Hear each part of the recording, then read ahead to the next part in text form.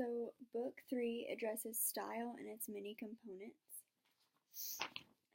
It starts out with Chapter 1, and there are 3 points to study when making a speech. And we already know this because it's went over it in previous sections, but it says means of persuasion, the style of language that you will be using, and arrangement of the points within the speech. Persuasion must be affected by 3 things: the emotions of the judges themselves, persuasion by the speaker's character, proving truth through statements made. The next thing discussed is style of expression, and it says, it is not enough to know what we ought to say. We must also say it as we ought. There are 3 questions that should be asked: how persuasion can be produced from the facts themselves, how to set these facts out in language, what is the proper method of delivery. All of these things impact the success of the paper. We do not want to annoy the hearers, so we cannot just state all facts. There has to be some backstory.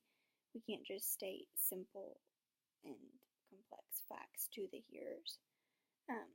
The art of language has a small impact, but it is of real importance. The art of diction has more of an effect on written speeches, but can also have an effect on the spoken delivery. Then we skip to Book 2, and it gets into style. It says style is to be good must be clear, and is proved by the fact that speech which fails to convey a plain meaning will fail to do just what speech has to do. Clearness can come from using the right words. That's a big one right there, a big point to remember. So then we skip down to Book 3, and it talks about bad taste in language. So there are 4 forms. 1 is the misuse of compound words.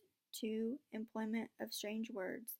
3, the use of long, unreasonable, and frequent epithets and metaphor.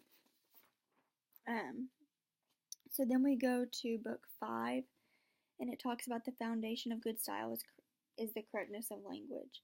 There are 5 categories that these fall under: use of connecting words and the arrangement of them, calling things by their special names and not their general names, avoid ambiguities unless you are meaning to be ambiguous, observe the function of nouns male, female, and inanimate, express plurality and by the correct wording. So then we skip down to Book 7. Language is appropriate if it has character and emotion, and it also goes along with the subject. Okay, so then we go to Book 11, and it talks about how writers connect things by proportionate metaphors. When using these, there should be a connection as to why they're mentioned and used.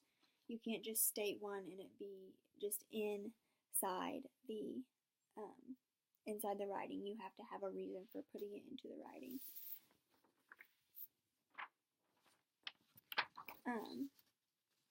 So then Book 12 talks about how every kind of rhetoric has its own style. The written style is more of a finished style, and it reflects character and emotion, and is thin in content. And then it talks about forensic style, and how this focuses on certain points because it is how the judge uses the facts that we have stated to make decisions. And that is all I have for the outline of Book 3.